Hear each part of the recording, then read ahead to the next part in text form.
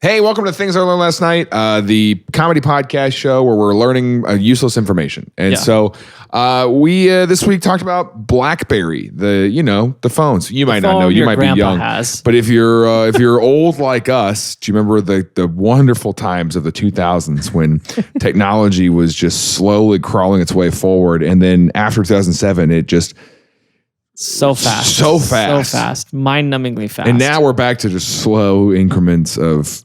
Anyway, BlackBerry was really a part of that, and then how the rise and fall of BlackBerry, and maybe what they could have done different to avoid this, but how they just stared their destiny straight on. We know exactly where we're going. Decade, and we're gonna go there. Yeah. We also talked about the coolest phone ever, the Motorola Razr.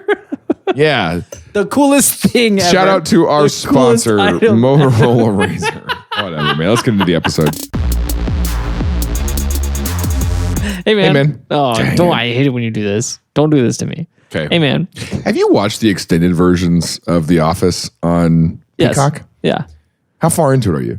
I don't know, like not far. The first I just got to like the threat level midnight one. Oh gosh, but you're farther than me then. It's interesting to me. I will get into the topic. I don't care, but it's interesting to me how much more Jim and Pam flirt in the extended cuts. Really? Because like obviously when you watch the series, they're flirting, right? But it's like over the top, like they're really flirting. It's like aggressive in the deleted scenes. Interesting. Like half of the deleted scenes are basically them dating, like in a relationship. Interesting. It's interesting. Yeah. I will say I watched. I've been watching back to Star Wars, and so I'm on episode 2 right now. Mm-hmm. And I will say, Anakin, the way he talks to Padme in this one, is like borderline not okay. Like I'm saying, like there's things where you just kind of go. Because when you watch the series of The Office on TV, you go, Jim, you're flirting with a girl who's engaged to somebody else. Yes. But when you watch the extended cut, she's doing the most flirting. Interesting. And it's like, hey, you're leading on a guy and you're flirting. Yeah. Because they keep doing looks at the camera and stuff, Yeah. It's weird. It's weird. It's weirder. Yikes. It's weirder in the extended cut. Yikes. Interesting. I need to keep watching. I'm not very far on it. Well, anyways, have you ever heard of BlackBerry? BlackBerry? Yeah. Like the phone? Yeah. Like the phone, not the fruit. What do you think? I'm doing an episode on blackberries? Well, for a second, I couldn't remember if that's what the phone was called. BlackBerry. Yeah. Oh, we're talking about BlackBerry. We're talking about BlackBerry. Like the phone. Yes. Yeah. Probably in an episode of The Office or two. We talked about BlackBerry in a different episode, didn't we? I mean, we might have mentioned them. How they wouldn't give up the buttons? We'll get there. Yeah, they didn't want to give up the buttons. Yeah. They love their buttons. That's what I'm saying. I can't. Yeah, that's the best part of the BlackBerry was those buttons. All right, I feel we should get the intro out of the way because that was really weird. You did that. That really pushed my buttons. Boom! Hit the drop. Yeah, it's good. We gotta get Oprah to listen to our podcast. Can we get on Oprah's favorite things list? Can we make a clip of Oprah's favorite things special? And overdub our podcast. Be like, and my favorite podcast this year. Things I learned last night. It's after all your seats. Close. You get a TILLN. You get a TILLN. Things I learned last night.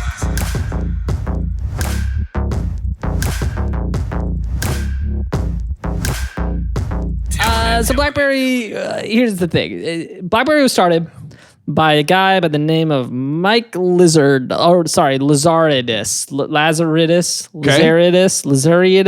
Yeah. At the time, the company was called Research in Motion. This is in the early 90s. What's the limited?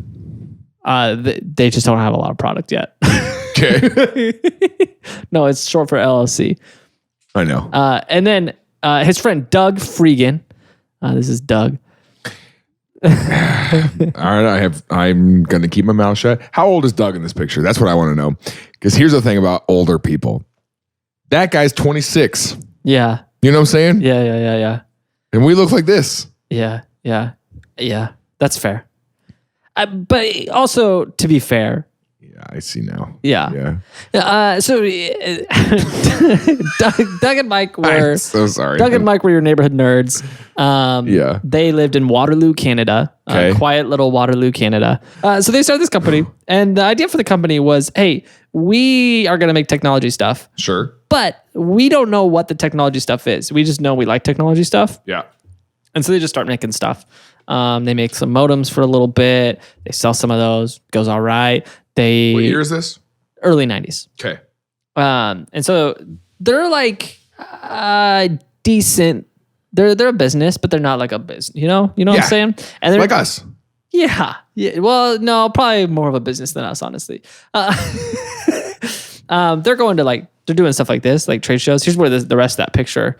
This is them showcasing some of their stuff at an event. What? What are you pointing at? You don't see Alex in this picture? Yeah, I can see that. Alex is our local nerd. Yeah, that's true. Is there... I didn't notice before, but there's a parrot in this, which is interesting. Oh, there is a parrot. But what I like the most, I think, so far, is that this is a trade show. I think they're actually at a mall. I think this is a mall kiosk. Oh, okay. Well, then this works then. This is their advertisement, right? Yeah. But there's also a phone number to call on here that says advertise on me. Do you see it? Yeah. So it's like if you had a billboard and you're like, I'm on a billboard, but also it had giant letters that said advertise on me. So it's a billboard for the billboard that you're also They get a discount for that, you think? Yeah, probably if you do. So they built calculators? That's what they look like. They're not calculators though. Called the budget system? Or the... I think it does say the... Oh no, it's budgie. The budgie system. The budgie system. What is the budgie system? So the budgie system was like one of their early ideas, and this was a kind of like an early pager, a communication tool. Okay. It didn't really take off. Hold on. Put it back up. It's called... Okay, so it is called the budgie system, not the buddy system, right? No, it's budgie. Yeah, okay. The budgie system.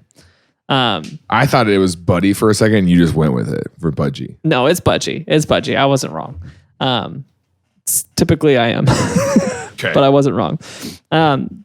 They actually left college to pursue this because they thought it was a good enough idea. Sure. And they start building these little devices. They were kind of like early pagers called the budgie. Great. And they did okay. They worked with Mobitex, which was like an early wireless provider. Okay. Made some modems and things like that for them, and then started working on these pager devices. And eventually they kind of perfected it and created what they called the Bullfrog, which was a pager. Okay. And they started selling them, and the pager did decent. And then they met a guy that, honestly, if this guy didn't step into the relationship, I don't know where they would have gone, because Doug and Mike knew how to make stuff. Yeah, but I don't they didn't know how to market or they didn't know how to sell. They also didn't know what they were making. Yeah, they were just kind of dabbling in a bunch of different things. Right. And they also weren't great businessmen. We do know that at this time they made a lot of bad financial decisions, and they were working kind of out of the hole, just kind of like us. Yeah, But they met a guy. Here, I want to see. Can you pronounce this guy's name? Sure. Jim.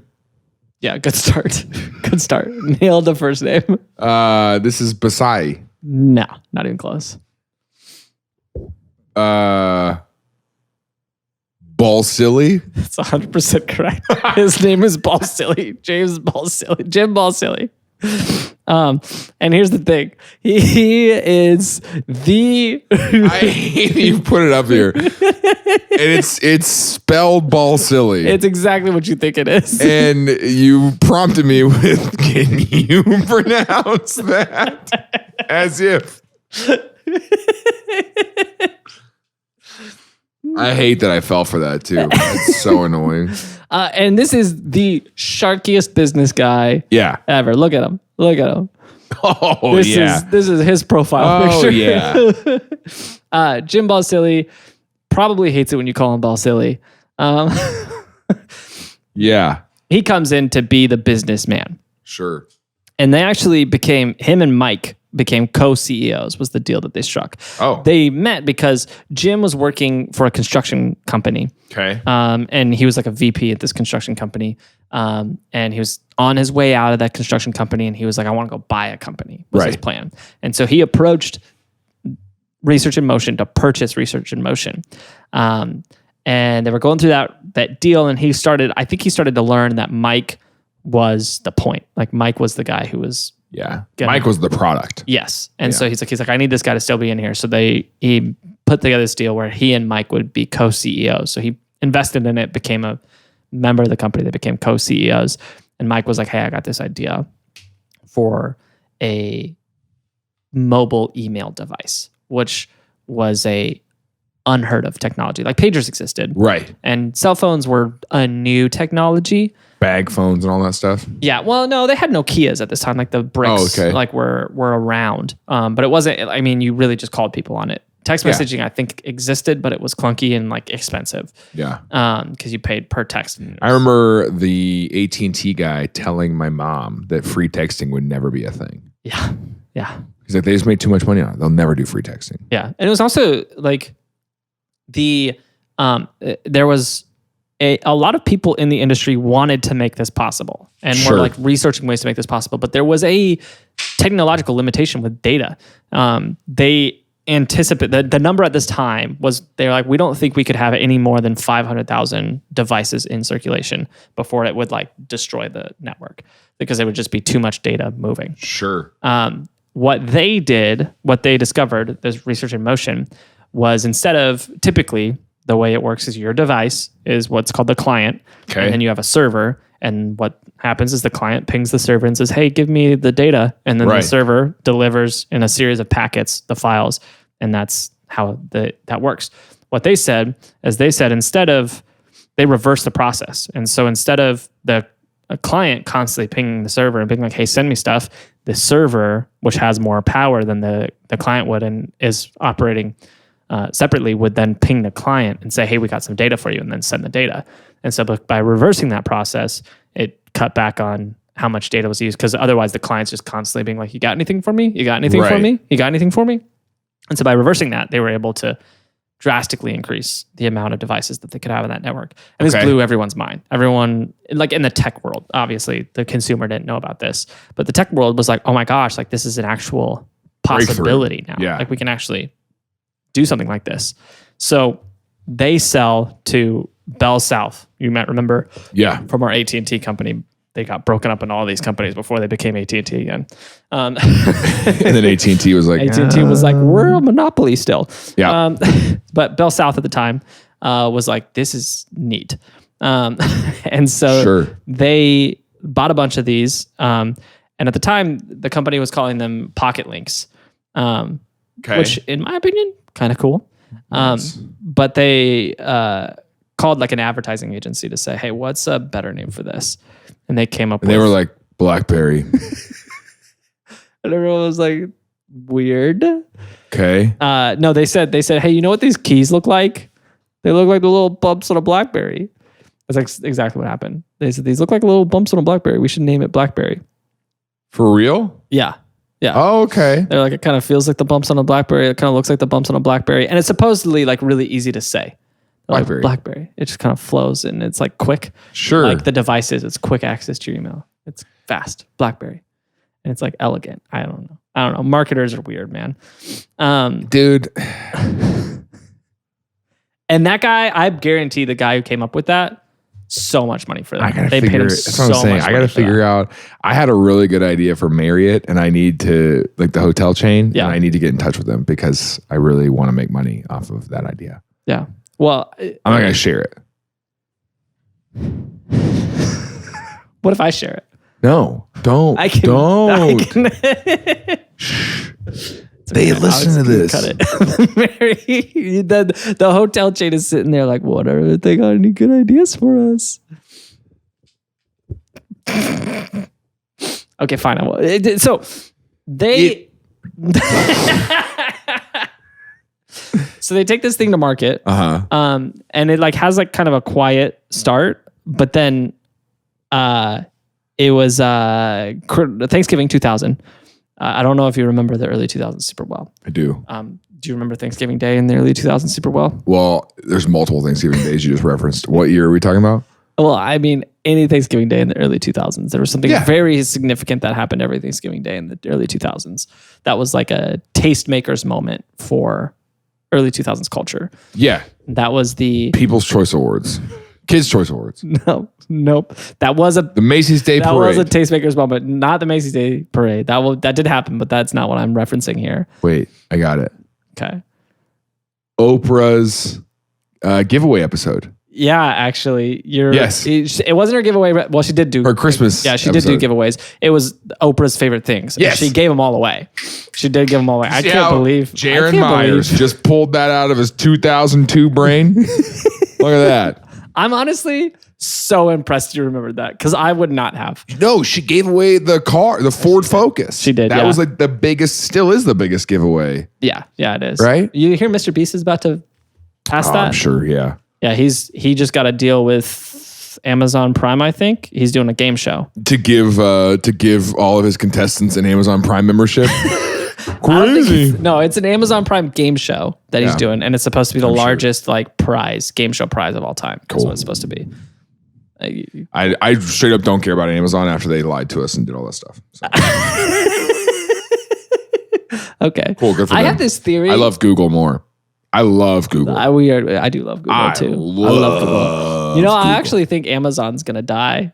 I hope. I heard it was started by a cult. Anyway. No, so on Oprah's favorite things list, if you don't know, if you weren't alive or you don't remember, Oprah just got to make a list of all of her favorite stuff. You would go to the taping of an Oprah Winfrey episode. Yeah. And it would be a secret. You didn't know that this was the giveaway episode. Yeah. And giveaway episode, the Christmas episode. Yeah. And then she would open the show, she'd come out and say, "Hey, welcome," whatever. And then like an ornament would fall from the ceiling. And it'd be like, "Oh, weird." And it's like, "It's our Christmas episode," right? Yeah. And then all the stuff would come out. And so she would make a list. It was all the stuff that people paid for to get on there. And she was like, "I love this blender." And then everyone in the audience would get a blender. They'd check under the seat and there'd be a blender there. Yeah, somehow. They'd check under the seat. Oh my gosh, a Ford Focus. Yeah, it really was like that though. And so everything they showed on the show, the whole audience got, but it was a really big... It's where that meme, you get a car, you get a car, you get a car. That's that episode. It was a giant infomercial. Yeah, it was. That they figured out how to get people to like look forward to every year. I mean, it was pretty fun. Like, cause everybody in the crowd's losing their minds. Yeah. And you're also finding out cause what it was it was like whatever is on the Oprah's Favorite Things episode was the like number one gift that year. It was like, you need to get that gift. That's what everyone wants. That was like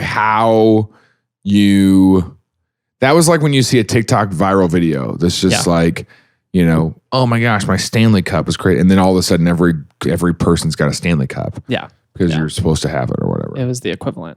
Yeah. The St. Louis Blues were like, we earned ours. And I was like, she set her set on fire and the Stanley Cup was still standing. My favorite things, everybody's like, you didn't have to burn the set down. 12 people perished. Yeah. And she's like, you guys can drink some water. Some like do dramatic music. On Thanksgiving Day, 2002, 12 people perished at a taping of Oprah's Favorite Things. But everybody else got free Stanley Cups. But everyone else. No, so I don't know if honestly. So did they pay to get on this list then? That's what I always assumed. Like, I think that's where my brain goes. Yeah. But the storyline is that Oprah called him? Maybe you had to apply. Paged him? Maybe you had to apply to be on it or Sure. something, so she could test it out. I don't know how it worked, but I do know that on Thanksgiving Day, the like entire BlackBerry staff was watching her special because they were hoping they would be on it this year. It was the first year of the BlackBerry. They were like, we're hoping like that a she got her lottery or hands on something. it. Like let's see if we're I don't know. Okay. But I guess my mom watched Oprah religiously. Most moms did. Yeah. That was like, yeah. So they were all huddled around the TV, watching the TV to be like, is she going to put the BlackBerry on her favorite things list? Sure. And lo and behold, she does pull the BlackBerry from her pocket. And this is the early BlackBerry. It wasn't even a phone yet. It was just an email device.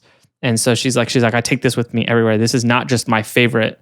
This is not just an item on my favorite things list. This is my favorite thing, is what she says. Oh. And they skyrocketed. They went from having 25,000 users to well over 1 million, pretty much overnight. It's the power of the O. I hate that you just abbreviated Oprah to the O. The big O. The big O. And so they became like just a household name. Huge. Right. Beyond measure.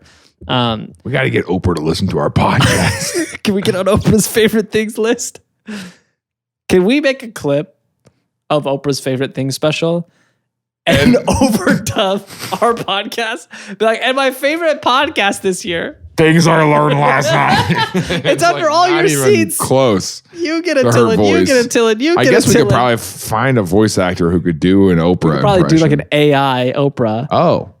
Yeah, that's something that's. Do you see how I went to let's hire an artist and you went to let's just have a computer do it? Yeah, the computer can do it. Yeah, Why would we pay someone when we can let the robots do it? That's true. I mean, the hosts of this show gave up talking 2 years ago. They've been AI in this thing. We literally just sit here in our shoots. It's the awkwardest thing in the world. We sit here for an hour and a half and we just occasionally turn our heads to cameras, turn our heads back. We don't make a sound, but the AI moves our mouths for us. And says all the things. We look like one of those jib jab videos, 2002. Man, I forgot about that too. I know you did. You are okay. Hey, thanks for being a part of this episode. If you want to help us do more of this, you want to help us grow our show, one of the easiest and best ways to do that is to join our Patreon. It's a way for you financially to support this show, and you get a lot in return. You get access to our Discord channel. You get bonus content that comes out. You get exclusive merchandise and like live Zoom hangouts where we're both just hanging out, eating pizza, just getting to know each other. The biggest thing is we want to know you more as an individual and as a friend. So thanks for supporting our show.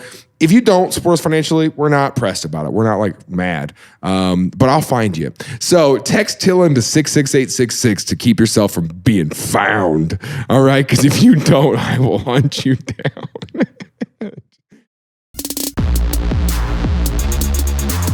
So this Oprah puts them in the spotlight, and a certain company by the name of NTP, that's their name, NTP. Finds out about them. And NTP is an interesting company. I don't know if you've heard of companies like this. I think there's a word for it, but essentially all they do is they acquire businesses? Or no, they sit around and they wait for people to file patents. And they say, that's an interesting patent. And they say, we'll give you $50,000 for it. And they just sit on it until somebody else does something with it. And then they sue them. That's the business. That's the whole model. Yeah. They suck. So there's actually a content version of this. Did you know that No. Let's say you have a viral video.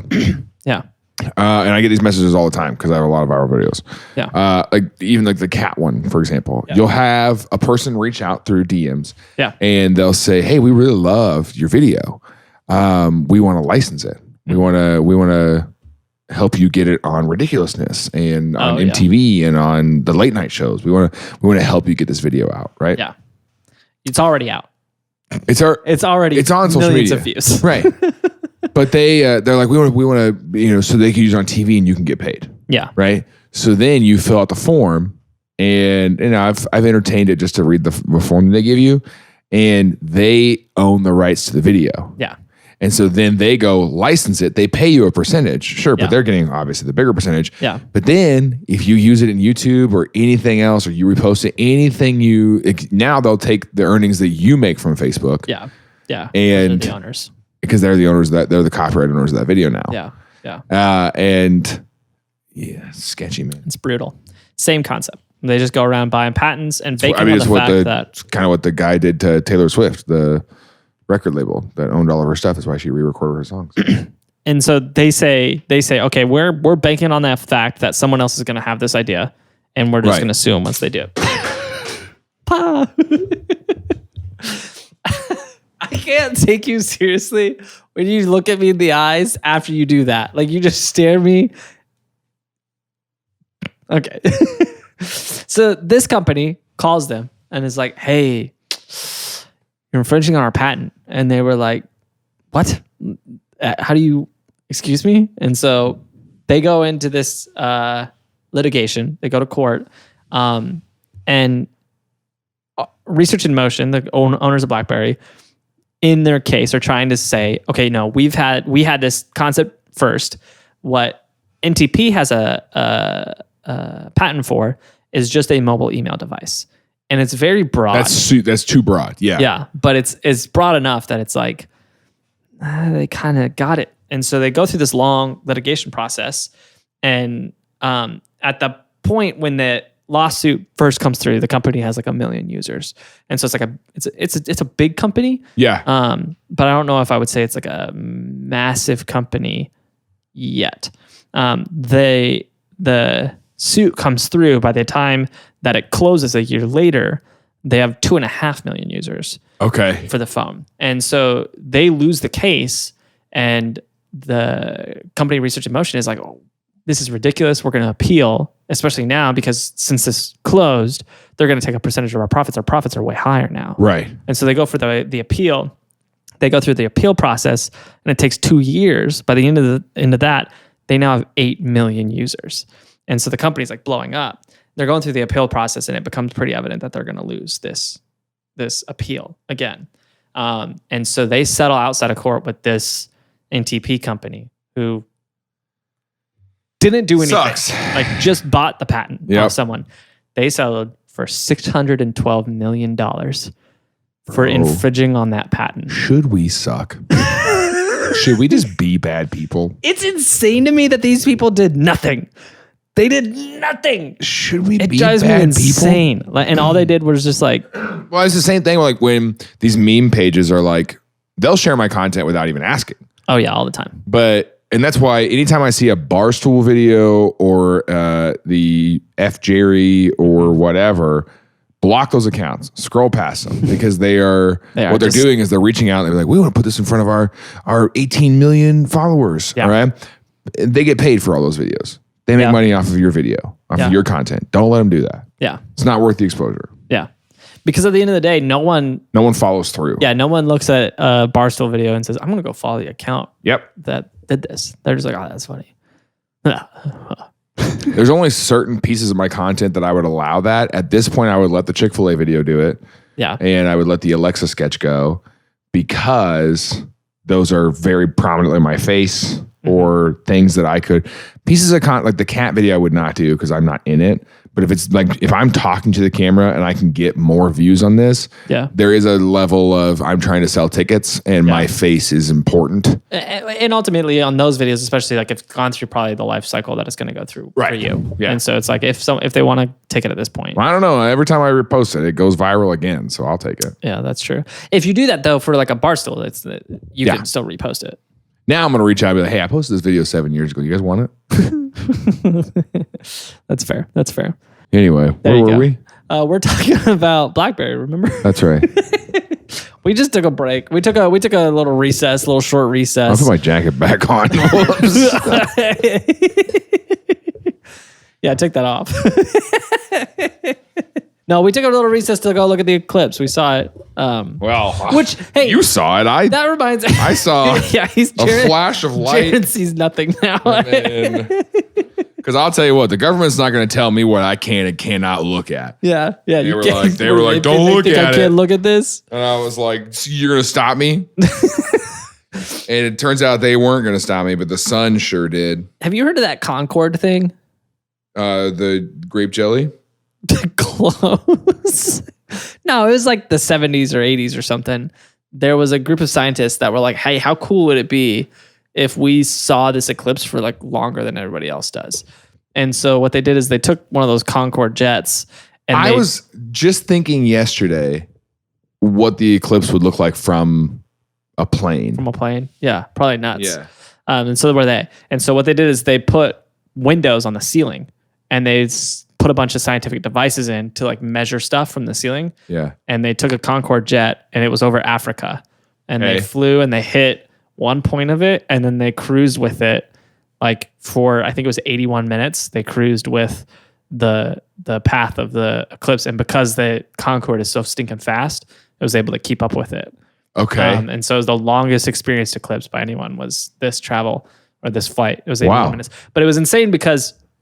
Wait, so the shadow is moving faster than a plane? Yeah, because it's... I mean, I don't know what it is, but I know the Concorde moves over the speed of sound. And so they needed the Concorde to... I don't know. We stood out there for a minute. That thing's like crawling. Yeah, but I mean, it's a big shadow, you know? Yeah. I mean, I'm sure if you could get in with a normal plane, you could stay in it for like 10 minutes probably, I bet. I don't know. It's a big shadow. That's interesting. But what I saw a thing, it said that they calculated it, and they said that if they were just a second off, it would trim 12 minutes off of the amount of time that they were able to stay within it. So they had to calculate the trip, and the pilot of this Concorde, he gave himself 20 seconds of leeway. So that way there would be room for error. And so he took off, got to the air, and then while they were airborne, he redid his calculations. He's like, okay, we've got 8 seconds. He's like, I need to trim 8 seconds off these 20 seconds. He trimmed the 8 seconds. They hit some turbulence, slowed them down. And so then he like full thrusted it, ended up hitting -1 seconds off. So like they did lose like 12 minutes in the totality, but within a second from the second they had to hit it, they hit it. And they hit it perfect at the spot where like they didn't even have to tilt or turn at all. Like they just for 81 minutes, I think it was. Wow. Experienced it. It was crazy. And we know a lot about eclipses now because of that. They were able to gather a ton of data. Wow. I know a lot about eclipse and new moon and but anyway. Yeah.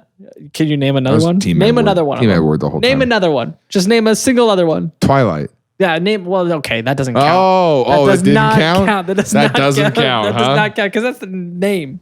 Uh-huh. You got to name one of the other ones. It goes Twilight, New Moon, Eclipse, Rise and Fall of Mars Hill, A Court of Thorn and Roses. Okay, whatever, man. They're all the same thing to me.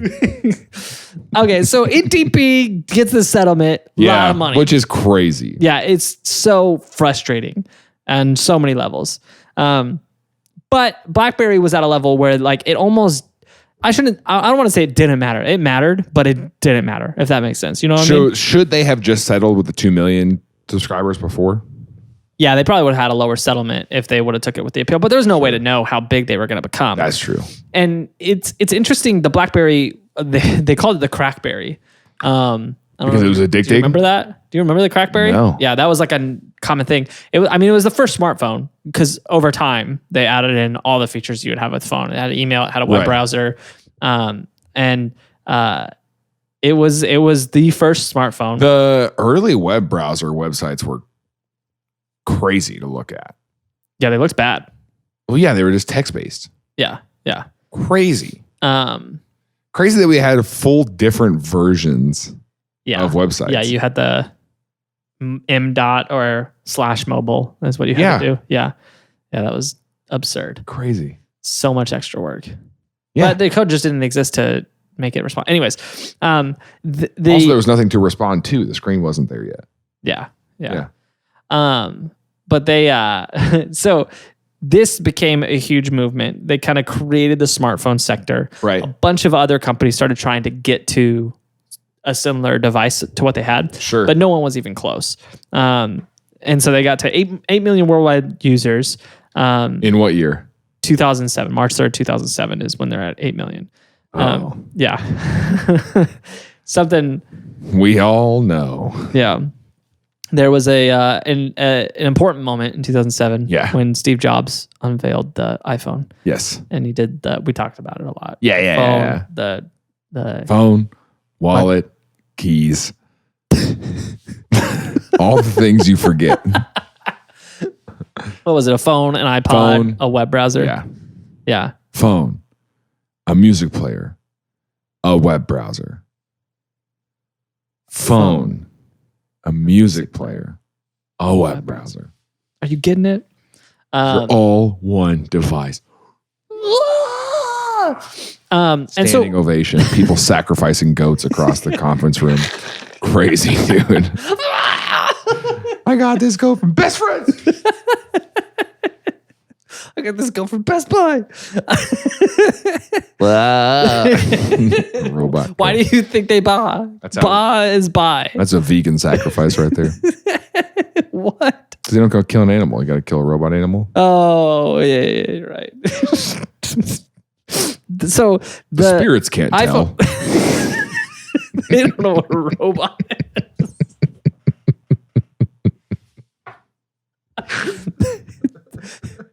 You go.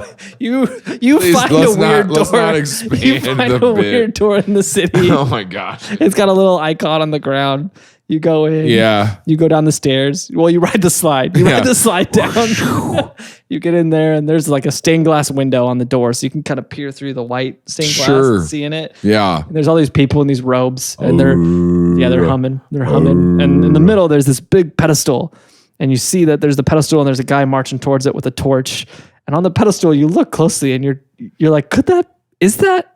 And then it's one of those little robot dogs from 2004. You know, those little. I was going to say robot dogs.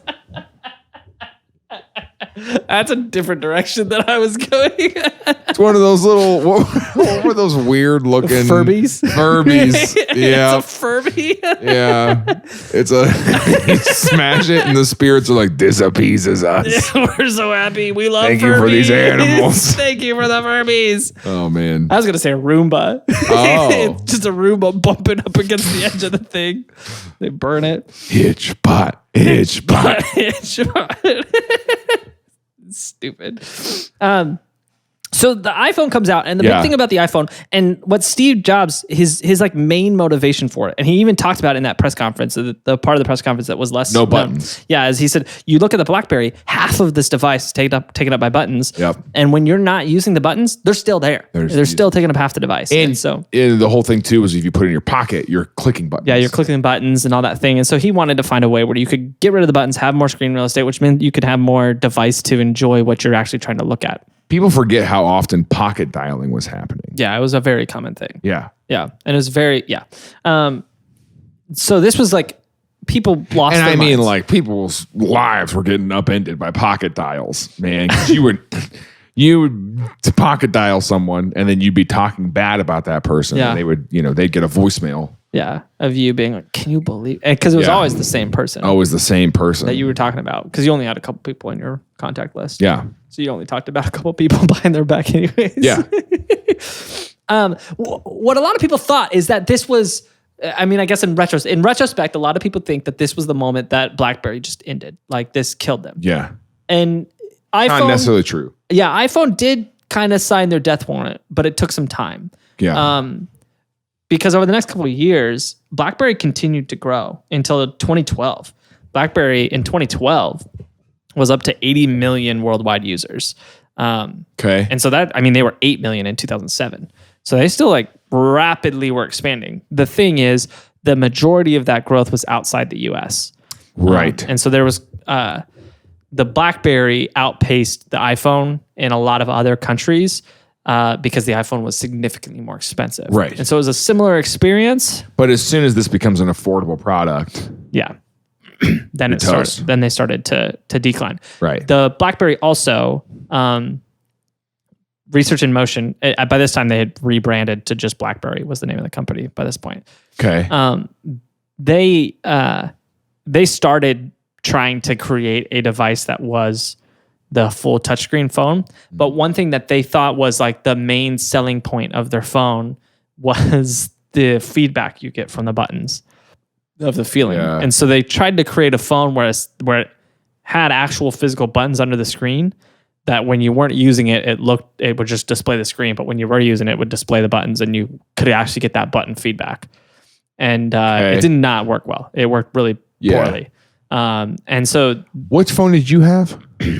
What do you mean? When you were like in freshman year of high school, what phone did you have? I had an A in high school. What was your first one? Your first phone? Oh, I don't even think they had a name. Like it was just an organic flip phone. I don't even think it had a name.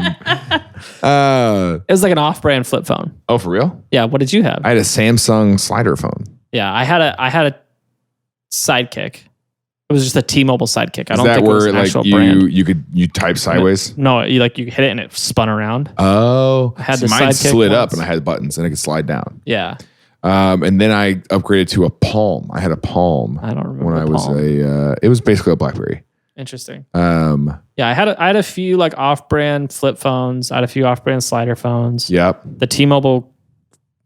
What did I just call it? I forgot the name.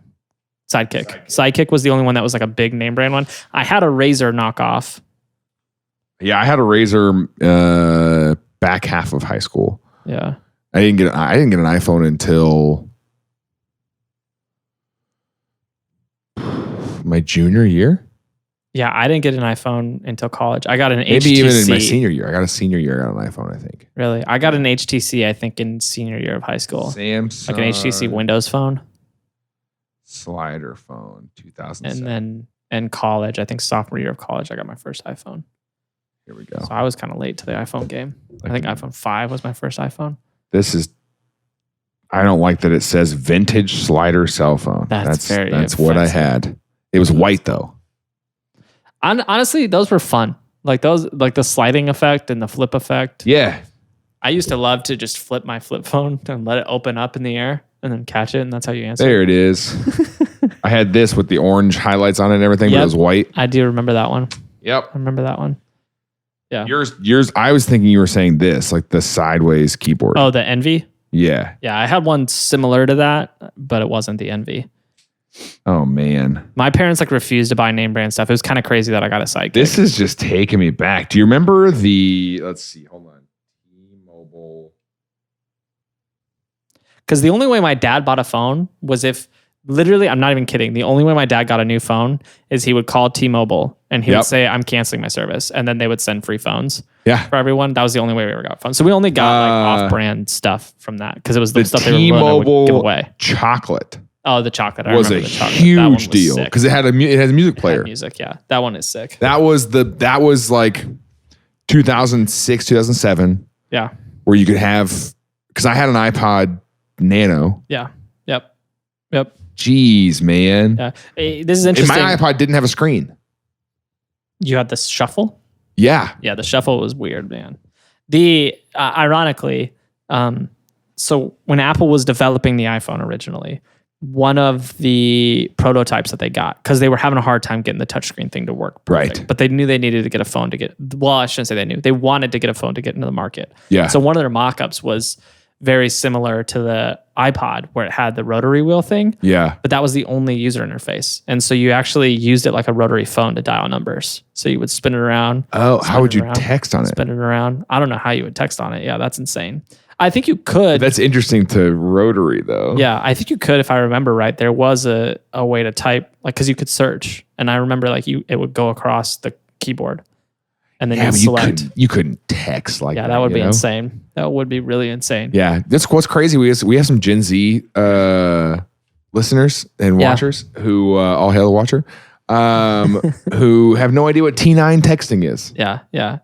This was for our Gen Z listeners. This was probably a pretty big okay boomer moment. Are you a T9? Were you a T9 guy? I was T9 for sure. I was not. Really? I was just a full on. I'm going to be in control. I'm going to type the whole word. I was quick. That's insane. I was fast. That's insane. I was really quick. I bet I could still do it. Yeah, let's get some. Let's get some in this race. I bet we can find some on eBay for like $20. Like, I bet we could get those for so cheap. Do they still sell SIM cards? I mean, yeah. There's a SIM card in my Galaxy phone. Yeah, there we go. Let's do it. There's a SIM card in your iPhone. No, they use virtual SIM in iPhones now. Not yours. I'm pretty sure. 100% they don't. Your iPhone 12? Let me see this thing. I'm pretty sure. Unless maybe that's it. That's what I'm saying. Let me see it. No, I'll tell you. I'll let you open it. I'm not going to open it.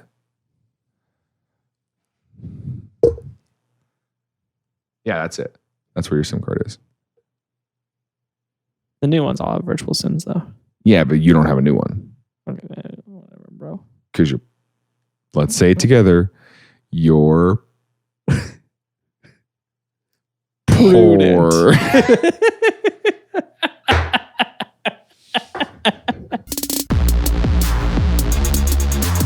Hey, thanks for checking out this episode of Things I Learned Last Night. If you're here and you're a little shocked because you've been watching ASMR videos all night and you woke up to the sound of my laughter, let me help you out real quick and join back in the ASMR. One thing that would help us a lot in the algorithm is if you left some comments or some reviews if you're on the podcast app. We'd really appreciate that, and it would help us grow this show. So thanks for your support. But if not, and you're just here trying to sleep, I hope I interrupted it. But here's another advertisement.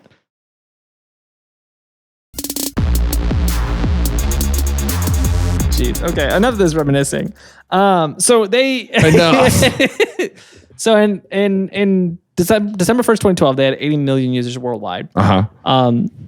At that point, they had captured 41 or 45% of the global smartphone market. Wow. Okay.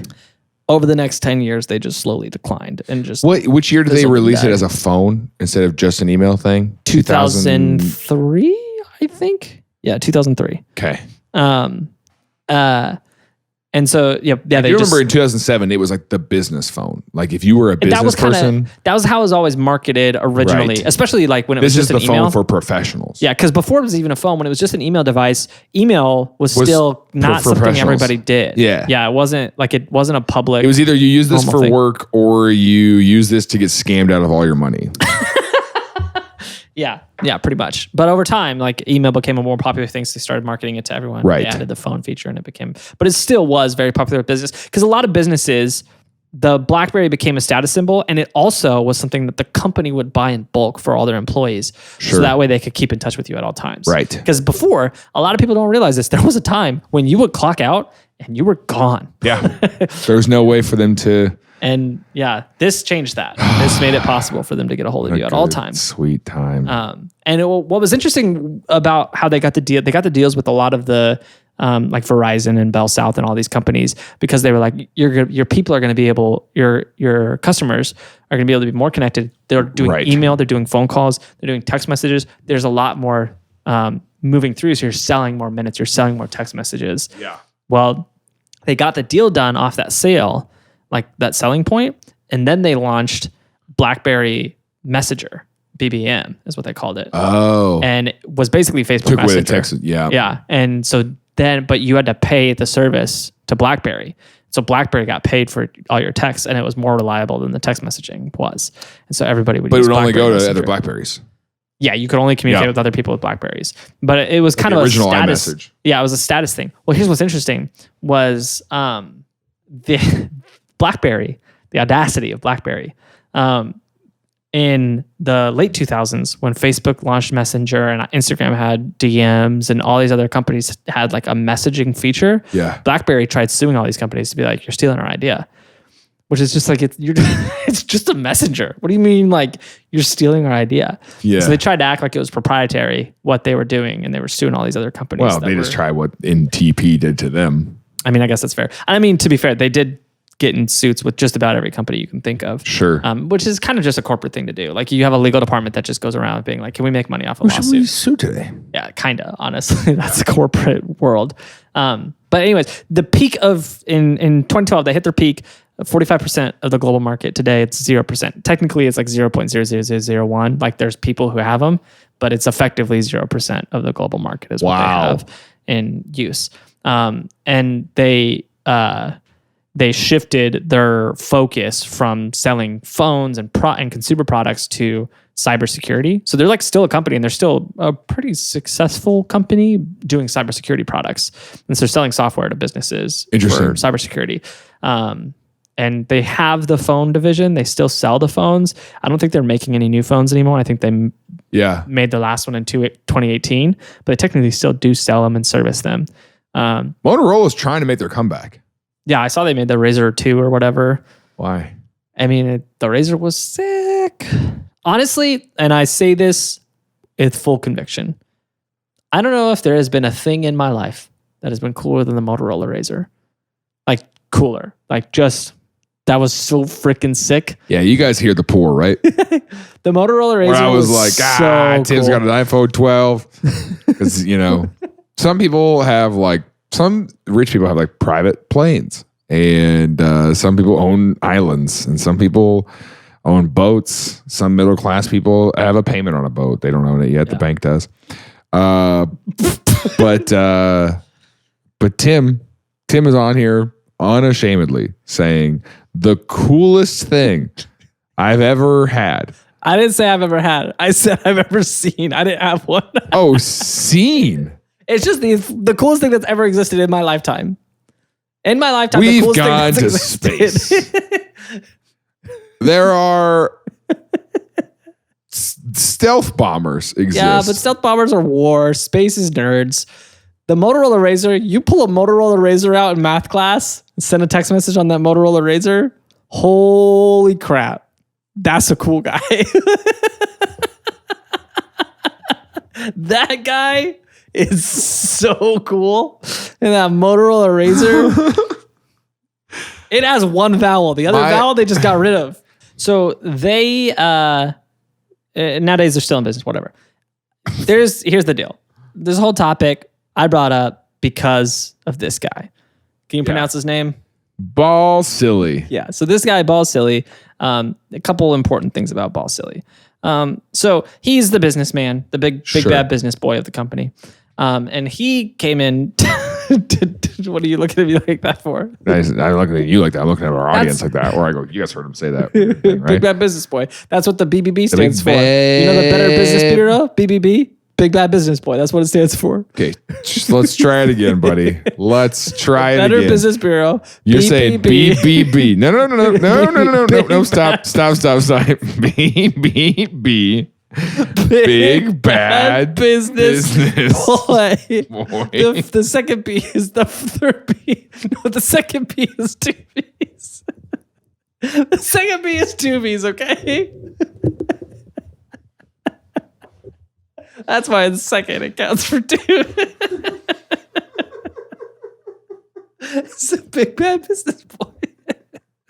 No, you have abbreviations all the time where it doesn't count all the words. Like it's just like, oh, this doesn't work in our cool abbreviation. We're gonna drop one of the words. And they're like, but it's just an extra B. It's already BBB. Why not make it BBB? But that's just kind of about, you don't know. When you do 4 B's in a row, you don't know how many B's you said. You're like, how many B's do I get left? All right, so he's Balsillie, the big bad business boy. Big bad business boy. Here's the deal. So all these guys got super freaking rich off of this. Okay. They were doing $10 billion a year at the peak of the company. We gotta get rich, man. This sucks. These guys were literal billionaires. They made $1 billion off this, literally. And so Balsillie, living in Canada, big hockey boy. Okay. And he said, how cool would it be if Canada had a hockey team? They had a few, but he wanted his town to have a hockey team. That's what they're known for. That's like their thing. No, he wanted his town in Canada to have a hockey team. Okay. And what's his town? I said in the beginning. Do you remember? It's some Canadian town. It's not like one of the. It's not Toronto or Calgary, like one of the ones you know. I mean, it's a one you probably have heard of. Des Moines. Waterloo. Yeah. See, you've heard of it, but it's not important. So Waterloo. So he went to the NHL and he tried really, really hard to get a franchise. And so he tried in 2006 to get the Pittsburgh Penguins. The board voted against him. In 2007, he tried to get the Nashville Predators and the board voted against him. In 2009, he tried to get the Phoenix Coyotes and the board voted against him. In 2011, he tried to get the Sabres, and this time he didn't put his name on the bid. He's like, if they don't know it's me, maybe I can get it. And the board shut him down. What is on paper is that they knew that he was trying to move a team to Canada. And they're like, we got plenty of those. We don't need any more. We don't want any more teams in Canada. We don't like it there. Okay. What in reality is they did not like him at all. They thought he was an arrogant businessman. And allegedly, I don't know if this is true, but allegedly, their biggest competitor was Palm Pilot in the early days. And Palm Pilot tried a hostile takeover. So when I said earlier I had a palm and you went, I don't know what that is. Did you have a Palm Pilot? I don't know what a Palm is. Yeah, Palm is the company that pilots the phone. That'd be like saying like you have a Honda Civic and you're like... I'm pretty sure Palm Pilot was owned by a different company. Like Palm Pilot was the thing. Palm Pilot was owned by Palm.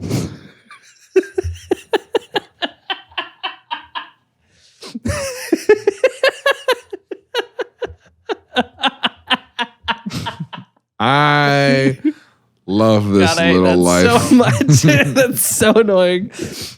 It was US Robotics, and then it became Palm. That's what I'm thinking. I used to think it was. I thought it was US Robotic. I think Honda Civic's owned by Ford. I was like something else. Honda Civic is just the name. Whatever, man. I should be the teacher on this show. Palm Pilot wanted to came to Research in Motion, early BlackBerry days, and said, "Hey, we want to like partner with you, and so here's an offer." And Research in Motion was like, "We don't like that offer." And Palm Pilot was like, "What about a hostile takeover? Your shares are super cheap." And so they were like, "Yeah, what if we were just like, which is like corporate pirates? Yeah, we're gonna jump on your boat. We're gonna jump on your boat, and there's nothing you can do about it. This is my boat now." And so they threatened it, and they're like, "Sell it to us, or we're gonna hostile take over." And they're like, "Okay, we'll sell it to you." And they like drug their feet until they could get a really big deal and make their shares go up to where the Palm Pilot couldn't afford it. They pulled it off. They got lucky. They kind of flew a little close to the sun there, but they did pull it off. So Palm Pilot and Mike Balsillie, or Jim Balsillie specifically, had like beef, and so he was constantly. I would say bragging to the owner of Palm Pilot to be like, "Look how much better we are than you." And I guess allegedly, I don't know if this is true, but I guess allegedly he was in the process of buying the Penguins, the first purchase, and he was bragging to the owner of the Palm Pilot in 2006 to be like, "You guys suck. I'm buying an NHL team." And I guess that got back to NHL, and they were like, "We don't want this guy in our owner group." Yeah. And so they just blocked him out of it from that point on. Balsillie was a part of another interesting thing because the SEC came knocking in the middle of their big explosive growth in like 2007 because what Balsillie did was, and Mike Lizardis knew about this. Right. It wasn't just Balsillie's thing, but it seems like Balsillie was kind of like the figurehead of this. He said, "Hey, we need to cover a lot of ground so that way we can come out as the front runner on this. Right. And we need to do it quickly." But they don't have the top talent in the world. They have good talent. They don't have the top talent. And so what they did is they went to Google, Microsoft, Motorola, all the biggest companies in the world. And they came and they were like, "Hey, we're going to offer you this really big salary and this huge stock compensation package." And they said, "But what we're going to do is the stock compensation package, we're going to give it to you 3 years ago when it was way cheaper." And so they put the date on it. They just scribbled it out and changed the date on it. So that way, what today would have been like 250 grand in stocks is 10 million in stocks. And so they're like, "You get 10 million in compensation." So they were able to attract ridiculously talented people that they could not normally afford. Right. And they were giving them ridiculously high compensation packages. But they were lying. Yeah, they were frauding. And the SEC investigation found that they knew exactly what they were doing.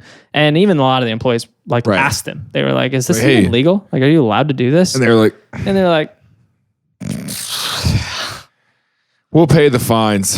I have an NHL team. Yeah, he was like, "First of all, I've got an NHL team." Yeah. And so Maple Leafs, you ever heard of them? Yeah. And they're like, "Yeah, that's yours." And he's like, "No, but we everything but the ink." I go to a lot of the games. I've seen the stadium before. Yeah. I went to the Super Bowl. And so they end up getting this whole this case comes down on them. Balsillie and the whole Mike Lizardis and their other COO are ordered to pay back $83 million for this compensation thing. They ended up going back to which was like the maximum penalty they could have got. They ended up going back appealing. They got it down to 40 and they split it 3 ways. And these guys are billionaires, so it didn't really matter. That's what I'm saying. One of the interesting things was Jim Balsillie was put on like a probationary period. Probationary period. And so he wasn't allowed to be a CEO anymore. And so he maintained his board seat, but he wasn't allowed to be a part of the company. As CEO ever? In the day-to-day. No, there was a probationary period. And so for a year, he was removed from his CEO seat. He was on the board, and then that expired, and then he went right back to being CEO, as you would. And then he continued doing all the same stuff he was doing before. Allegedly. But never got his NHL team. The company became very, very successful, but declined pretty quickly in 2014. Both of them sold all their stock and left the company. But the biggest winner, Doug Freegan. Doug, this little guy, became this guy. And he had the foresight in 2007 when iPhone announced their phone. Switch teams. He sold all of his stock, sold out for $1.2 billion. And now he dresses up like a race car driver. And he's actually one of the world's richest men. Got out really early. Yeah, got out really early. I think he does do a race. I don't think he just dresses up like a race car driver. I think he does like some charity race every year. But he was the biggest winner out of all What's his last name? Freaking. There's no point for him. There's no reason for him to hold that. White number 17. Yeah, white number 17. I don't know what that means. Okay. It's Canada. It's a different place. I don't know what that means. But yeah, he was the biggest winner out of all this. Good for him. Him and Mike Lazardis. Mike and him were like childhood friends. Yeah, they started the company. Now they have But when it went down, yeah, did they lose all their money then? They lost money. Yeah, but I wouldn't say they lost all their money because the company ended up being able to restructure. Started just doing cybersecurity. They were still selling phones outside the U.S. They just weren't really big in the U.S. anymore. Yeah. And then over time, their phones lost market share, but they were able to replace with cybersecurity. So the company was able to pivot and is still around, and they're still selling cybersecurity products. They're not as big as they used to be. They used to be the number one employer, I think, in Canada, maybe just in their municipality, but at least like in that municipality, they were the number one employer. Today, they're just a decent sized company. They're still listed publicly on the stock market. You can invest it if you want. I don't know if I would, but you could if you want. I would. I'll take out a $25,000 personal loan to drop into BlackBerry stock. But him and Doug and Mike... BlackBerry to the moon. Doug and Mike have a nonprofit that they're running, and they're also doing like venture funds. Jim just fishes, I think. That's it. Yeah. So this is for Robert and for our team. Can we, instead of like the Fiddle Off this time, can we do like an old ringtone? Yeah, that'd be really cool. That's the story of BlackBerry. Had a lot of opportunity to. They were the front runner. They could have stayed the front runner if they had the same kind of vision that iPhone did, but they didn't. And that's why I think Amazon is going to go out of business in the next 15 years. Hot take. Yeah. Fiddle Off. Fiddle Off.